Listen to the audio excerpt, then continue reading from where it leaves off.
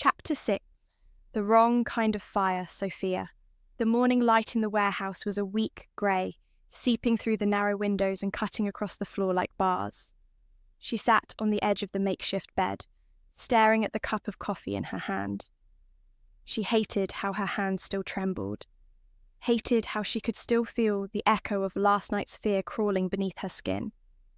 Every time she closed her eyes, she saw him, the man who had almost died in her bakery, who now stood as the ruler of everything she didn't understand.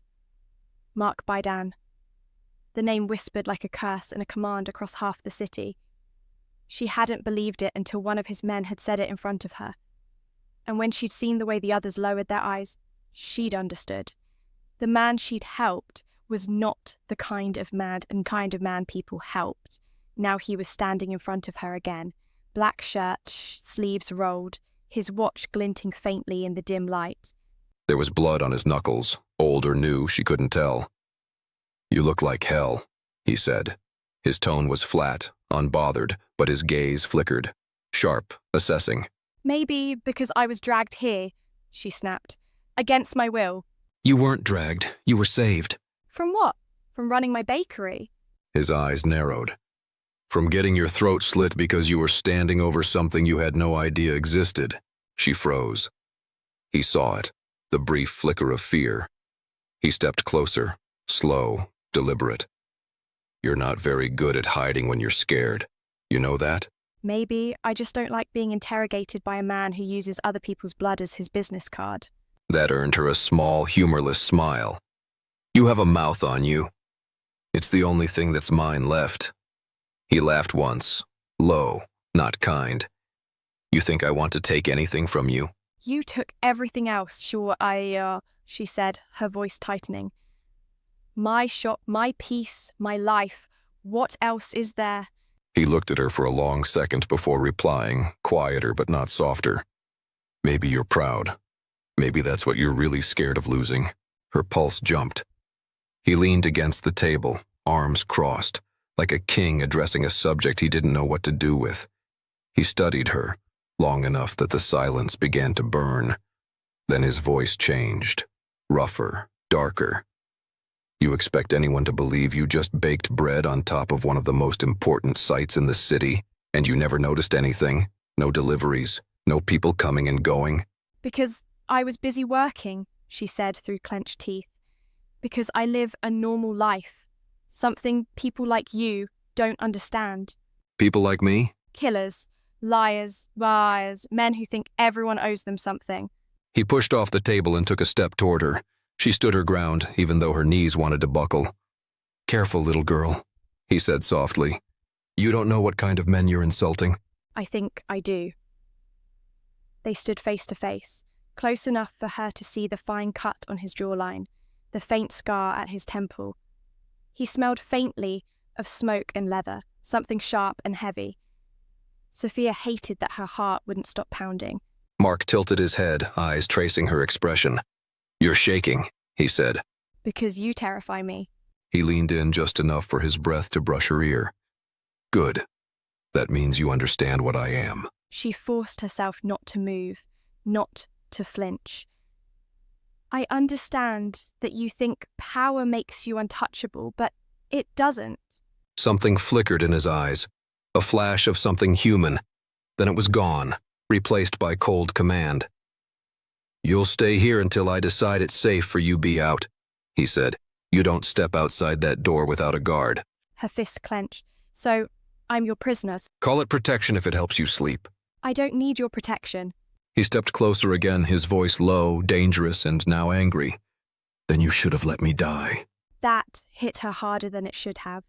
She turned away, trying to hide the tremor in her breath. "Maybe I should have, but I'm not killer. I can't just stand by and let someone die." Silence stretched between them. He moved past her, heading toward the door, but stopped, his hand resting briefly on the frame. "Your smell. It's smell of bread and life itself," he said without looking back. "You can't help yourself. You do it even when the world's falling apart." She frowned.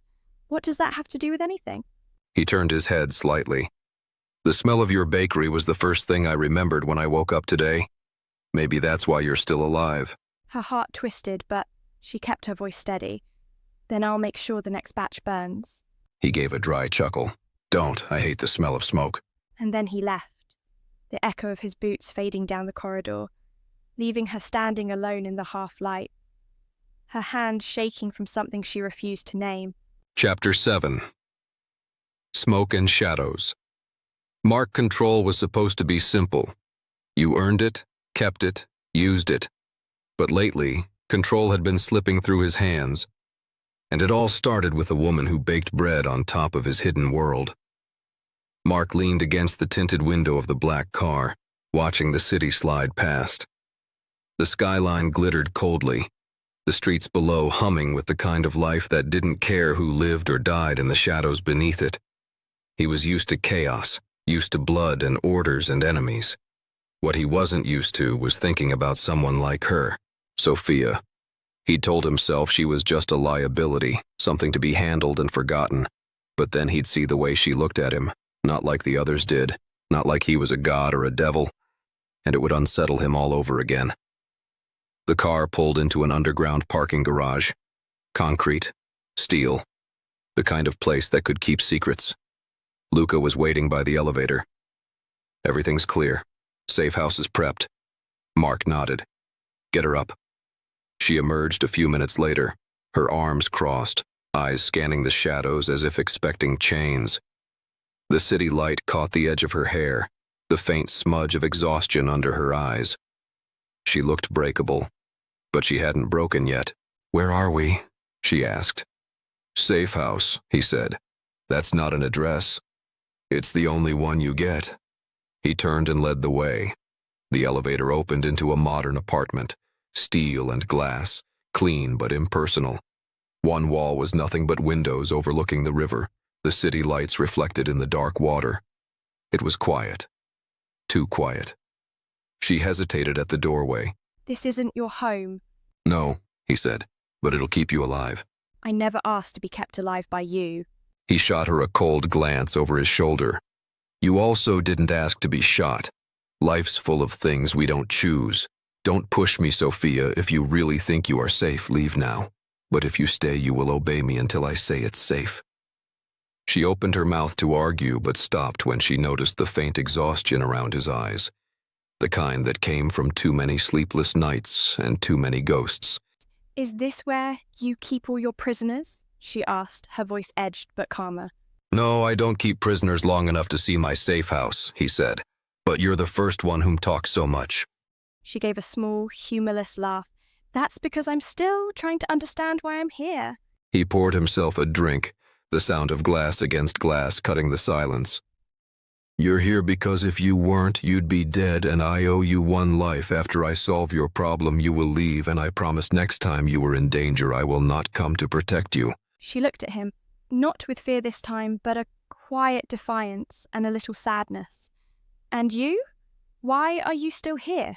She looked at him, not with fear this time, but a quiet defiance, and a little. He took a slow sip, eyes never leaving hers. I don't give people a chance to ask that question, but just this once I will. Someone must stay inside as either me or one of my men. If you prefer them, I can arrange that. The words should have scared her. Maybe they did. But she didn't step back. She just folded her arms tighter. He turned away, loosening the buttons on his cuffs. The room down the hall's yours. Shower, sleep, don't wander. And if I do? He looked back at her, eyes flat and calm. Then I'll find you. Something in the way he said it made her pulse jump. It wasn't a threat. It was a promise. Cold, absolute, and strangely reassuring in its certainty, but make her cheeks red with warmth, and he saw it. She disappeared into the hallway, the sound of her footsteps echoing faintly. Mark watched her go, jaw tight and angry at everything at himself. Anything she does, it doesn't bother him, but also it's kind of cute. How she wants to be strong in front of him, and those pink cheeks just show how different she is from his world, that make him feels thing about her that he shouldn't. Luca's voice came through the earpiece a moment later. You sure about this, boss? Keeping her here? Mark stared out the window. If they want her, they'll have to come through me first. There was a pause. And what if she's not just a problem, she is really there just for protection? Mark didn't answer. He just killed the line and stood there staring at the city lights until they blurred. Sophia. The water in the shower was hot. Almost too hot, but she didn't care. It was the first time in 3 days she felt clean, free, though she wasn't either. She pressed her forehead against the tile, trying to slow her racing thoughts. She was in some high-end apartment, guarded by men with guns, trapped by the same man she should have left to bleed but didn't, and even now she felt sad when he said, he will let her go, she must be going crazy. No one have feeling for someone in a few days, and that person is the most ruthless king she ever heard of.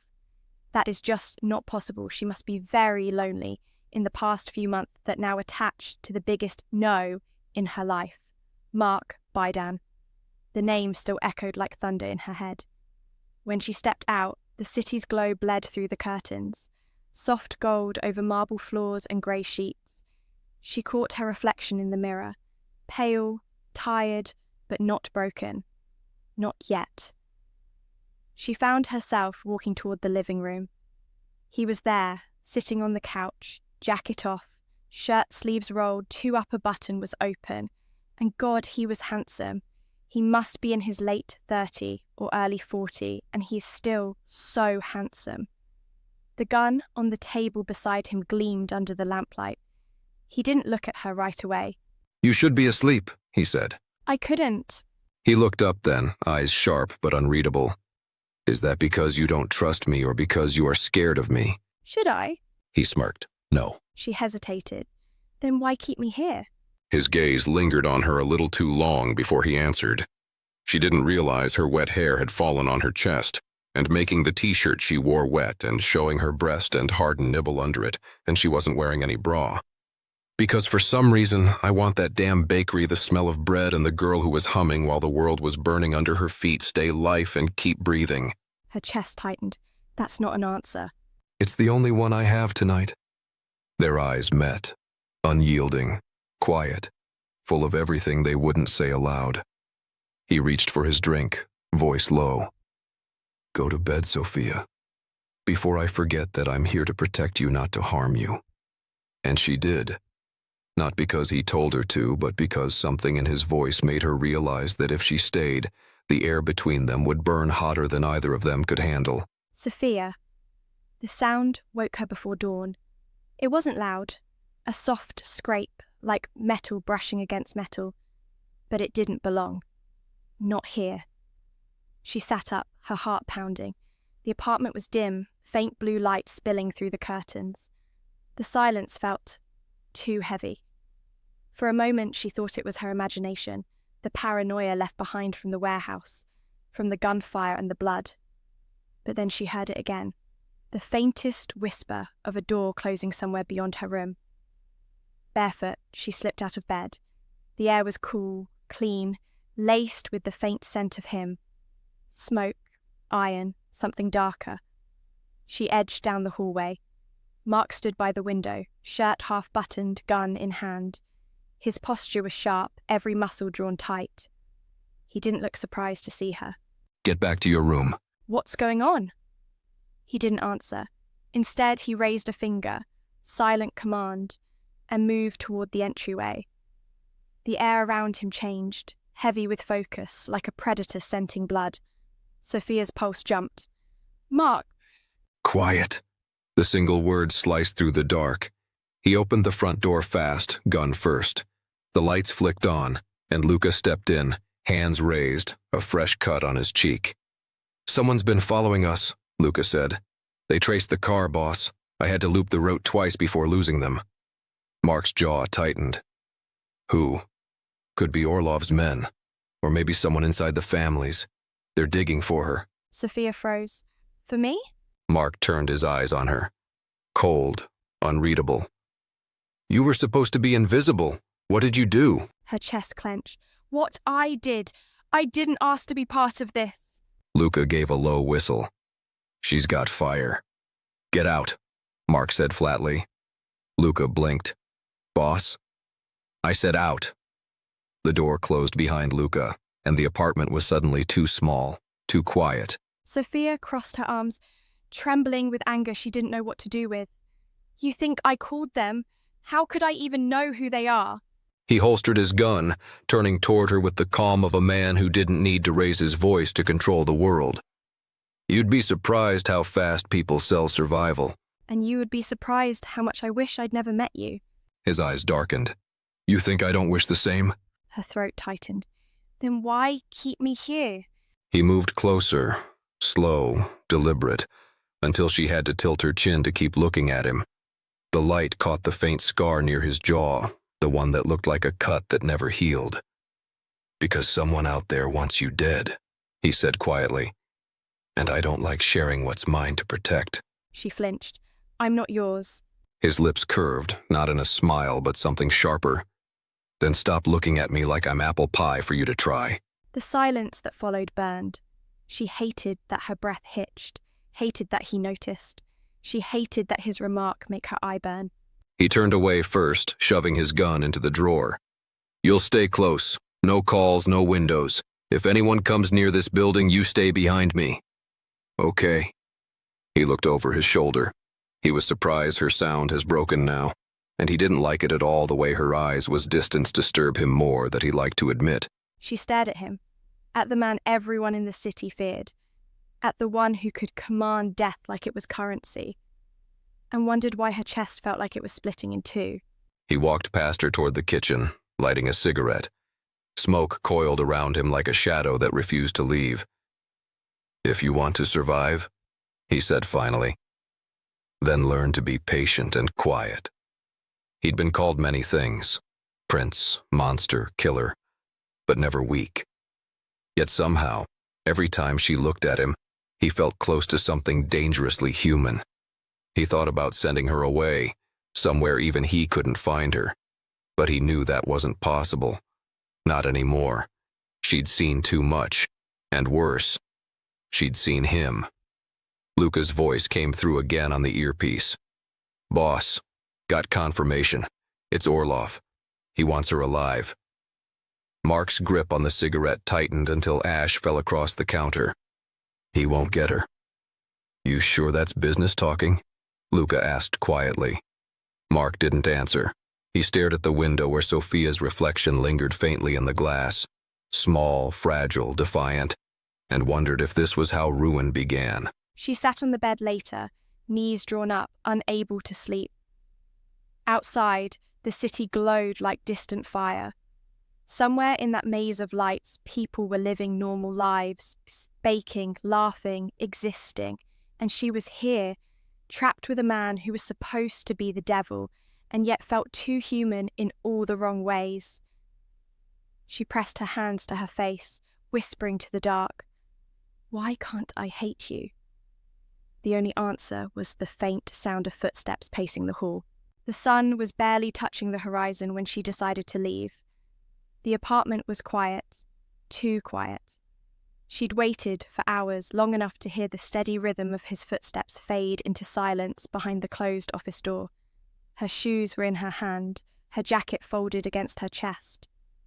The moment she stepped out of the bedroom, the floorboards betrayed her with a creak. Going somewhere?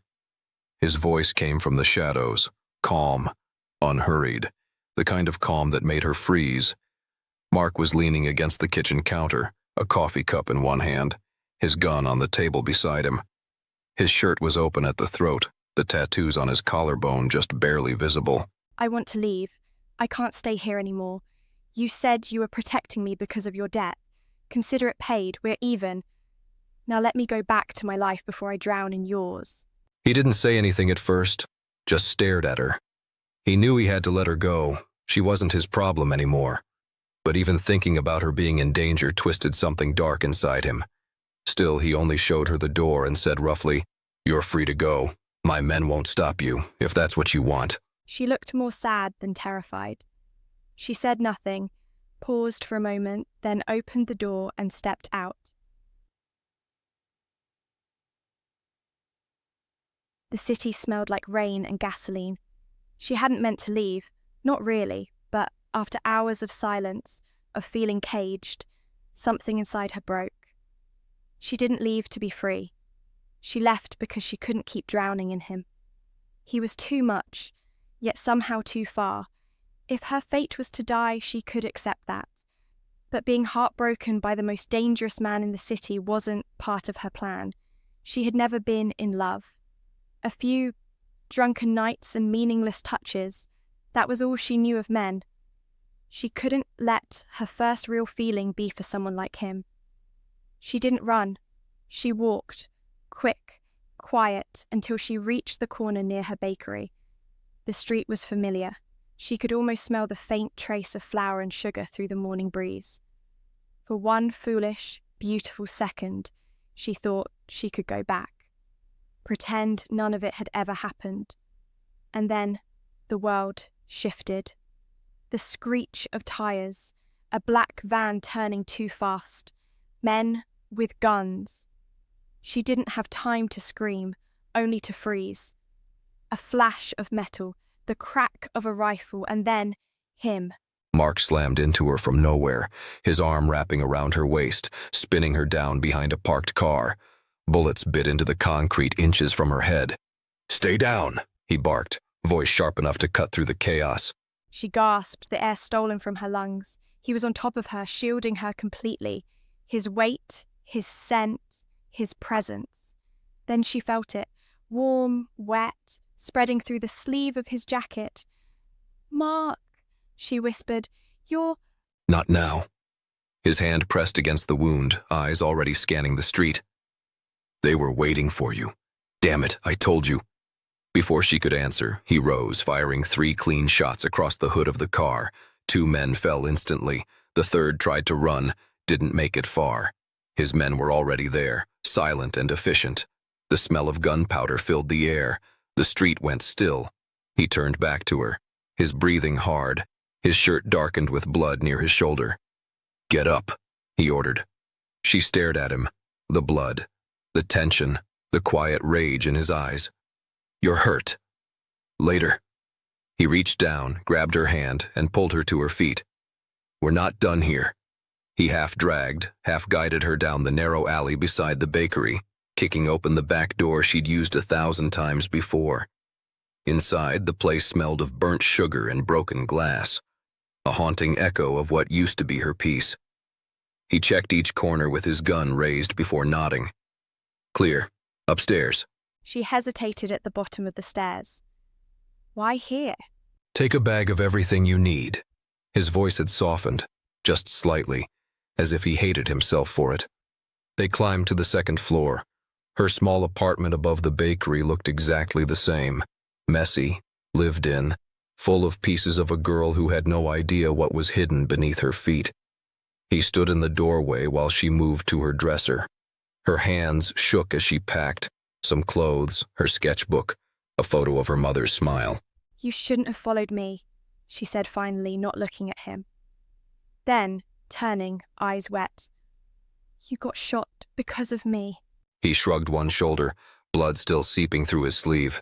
"I've had worse." "That's not the point." "It's exactly the point." His tone snapped like a whip.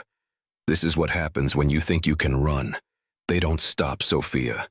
They don't forgive." She wanted to scream, to throw something, but all that came out was a whisper.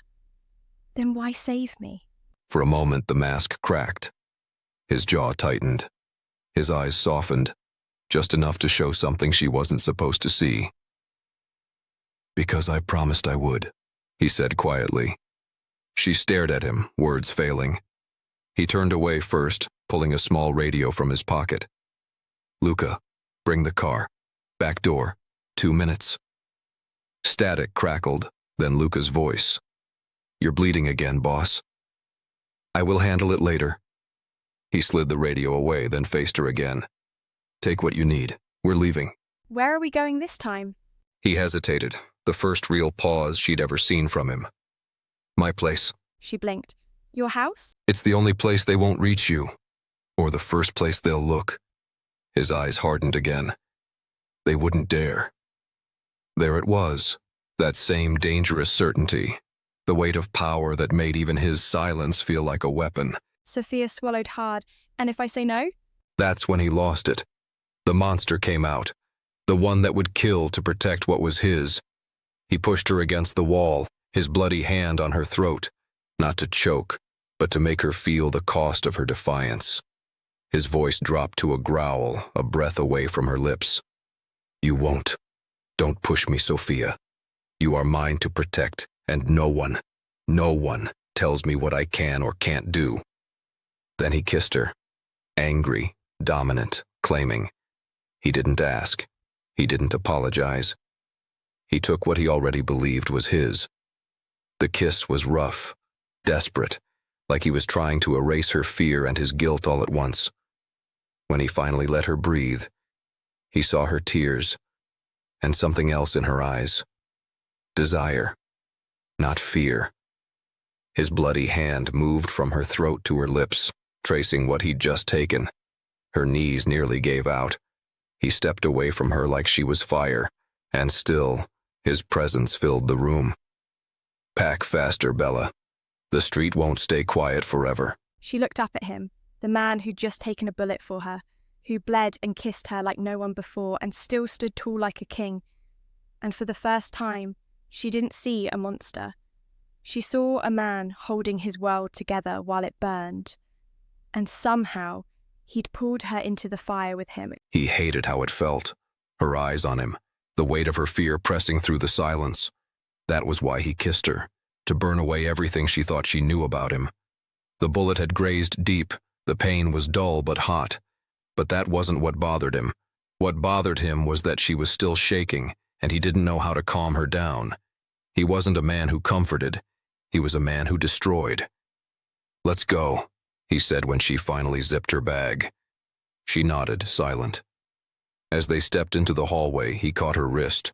She turned, and his hand came up, fingers under her chin, forcing her to meet his gaze. Next time you want to run, he said lowly. Remember what it costs. Her breath trembled. And what does it cost you if I do? He almost smiled, almost. More than I'd like to. Then he let her go. The drive to his home was silent. Not the kind of silence that was peaceful, the kind that felt heavy, filled with words neither of them could say. Outside the tinted windows, the city faded into the hills. The streets turned from noise and chaos to calm and guarded perfection. Cameras watched every turn, every gate. The air itself felt different, controlled. When the car finally stopped, she stared out the window. It wasn't a house. It was a fortress. Tall iron gates opened to a massive stone estate, hidden behind layers of green and silence. Men in black suits patrolled the perimeter, every one of them moving like soldiers who would die before letting anything through. And they all bowed their heads slightly when they saw him. Mark. The name that made grown men tremble. He got out first, every movement sharp and efficient, despite the wound on his arm. Luca moved to open her door, but Mark's look stopped him. He did it himself, silent, impassive. Come on, he said simply. She followed, her steps uncertain as they entered through a tall carved doorway. The inside was everything she never imagined a man like him would live in. Not gold, not luxury, but power wrapped in silence. Dark wood, marble floors, heavy curtains, the kind of place where secrets breathed in the walls. People passed quietly. Staff, guards, maybe both. Every one of them gave Mark a nod of deep respect. And when their eyes shifted to her, they looked away quickly, as if unsure whether to see her as guest or captive. He led her upstairs to a room that was larger than her entire apartment. Stay here. You can go anywhere inside the villa, but don't pass the guards if you need anything. Inform the kitchen, they will prepare it for you. Please stay inside until I'm back. Can you do that? He said and asked. She turned toward him. And you? I have work to finish. And that was it. He left. Days passed. At first she waited, thinking he'd return. Then she stopped waiting and started pacing. The house was too quiet, too still. The guards didn't talk to her. The servants only nodded and disappeared. The only sound was the ticking clock in the hall and the echo of her own thoughts. Was this safety or a gilded cage? During the day, she baked. At night, she'd stand by the window and look at the gates below. They were beautiful and impossible to cross. Maybe this was what he did. Maybe she was just another prize he'd saved to prove a point. She told herself she didn't care, that she'd stop thinking about him, stop feeling that strange ache every time she remembered the way he looked at her, as if she was the only real thing left in his world. But every morning she woke up in his bed and felt more like she was being punished for surviving. Shall I tie you?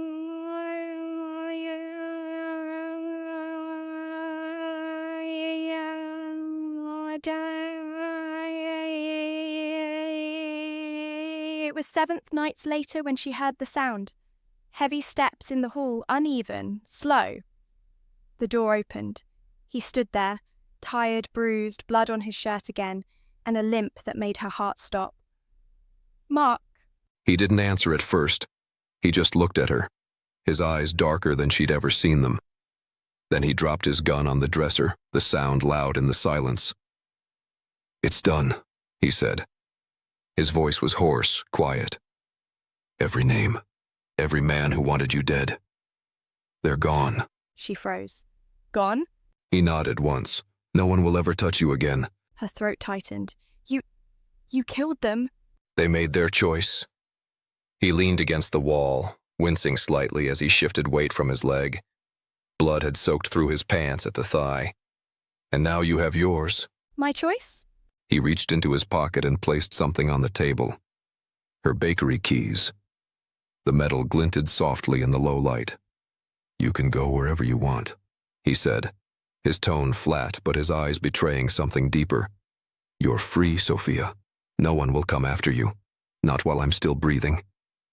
She stared at the keys, her hands trembling. Freedom, the one thing she thought she wanted, now felt heavier than chains. And you? She asked softly. He looked away. "I'll be where I've always been." You mean here? "In the dark," he said simply.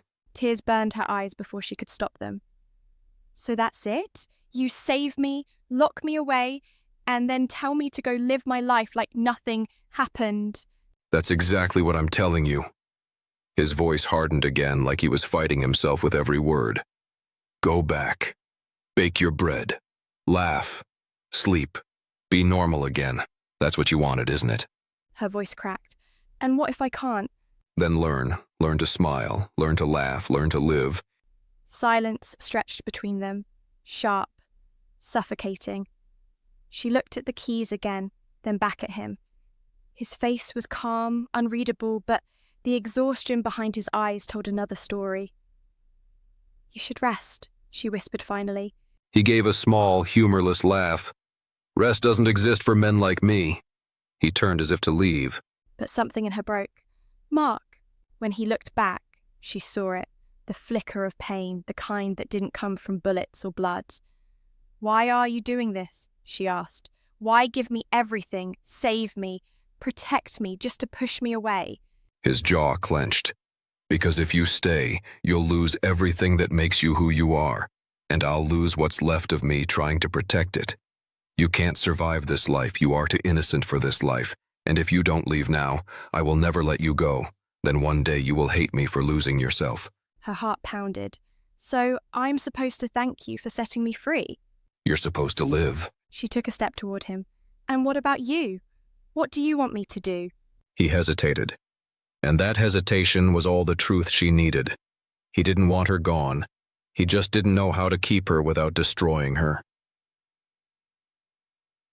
He moved closer then, too close. The space between them burned. She could smell the blood on his skin, the metal, the smoke, and underneath it, that same impossible warmth that had haunted her since the first night. She looked up at him, her voice barely a breath. "Is this what freedom feels like?" His answer was a whisper, raw and broken. "No. This is what losing feels like." Something shifted. He reached out, fingers brushing against her cheek. Hesitant at first, then firmer, like he couldn't stop himself. The distance disappeared, his breath scorched against hers, hot and whiskey-tinged, the kiss a violent prayer for something buried too deep to name. His iron control, maintained through 15 years of blood and brutality, shattered with each thundering heartbeat against his ribcage. The world outside could burn to ash, and he wouldn't flinch. Not now. Not with her crimson-tipped fingers clawing at his black silk shirt, buttons scattering across the Italian marble like tiny stars. Her touch desperate like she was drowning in the midnight depths and he was her last gasp of air. Like letting go meant death itself. When she looked into his stormy eyes, ringed with midnight lashes, she didn't see Dante Rossi, the feared Mafia prince of the Chicago underworld. She saw a man drenched in blood and vengeance who'd carved through hell with his scarred knuckles just to give her the heaven he'd never taste. Leave, Sophia. Now. His voice broke over her name, those 3 sacred syllables, as his obsidian gaze devoured her swollen ruby lips. If I lose control, I won't let you go of this bed until morning light breaks and out of my life forever. This is your last chance.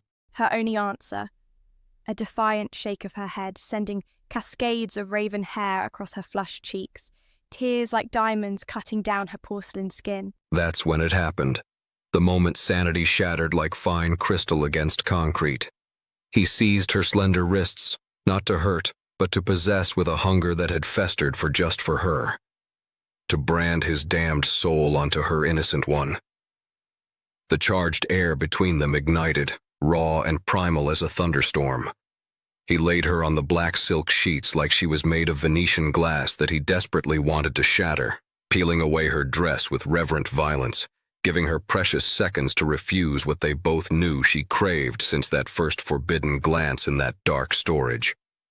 His mouth blazed a trail of fire down the column of her alabaster throat, across the delicate ridge of her collarbone, claiming the soft peaks of her breasts, each burning kiss a silent vow that he would burn the world to ash to keep her safe in his arms. Her breathless gasps and throaty moans became his oxygen in the suffocating darkness, her lithe body arching beneath his muscled form like a bow strung too tight, seeking the sweet release only he could give. This small, fierce woman with eyes like Italian summers would be his forever, in his bed, under his protection, etched into his damned soul until death finally claimed him.